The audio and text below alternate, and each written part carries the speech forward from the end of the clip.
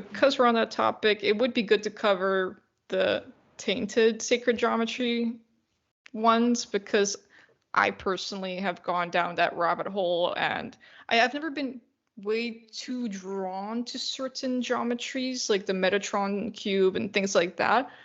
But I know it's out there and a lot of people are using it. The sacred flower of life, the seed of life. You know what I'm getting at, yeah, that kind of thing. And it's like, does it have a negative impact? I imagine they tainted it for a reason. You just go on it, yeah. For sure, I think so in a way. I'm really just talking about like two specific ones, like the Metatronic symbols and then the flower of life or seed of life.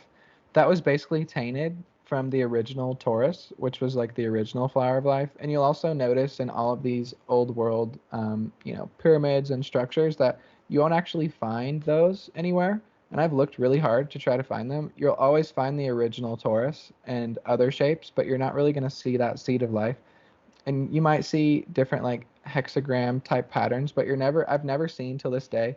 And if somebody finds one, absolutely show me. But I've also never seen any of the Metatronic symbols anywhere else either. And I think a lot of those represent like the lower realms. And if we're talking like really deep, like esoteric science about the energy of certain angles of shapes and things like that, they're disharmonious, whereas the original sacred geometry shapes were harmonious.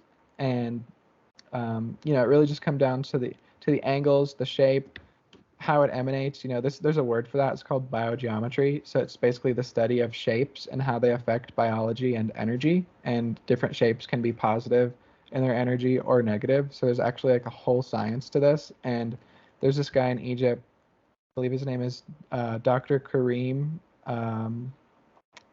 Ibrahim. I think that's how you pronounce his name. I'm probably pronouncing it wrong. But he created the term biogeometry. He has books on it. He's the largest, resource when it comes to that, and he's incredible. Like, he can explain it in the most like deeply detailed, science-based, like factual perspective that anybody could believe, even if they don't believe in spirituality or anything like that. And he really shows like the science of structures. Like, he's healed disease just with shapes. Like, literally, like that guy is brilliant. But that's another person I base my studies off of.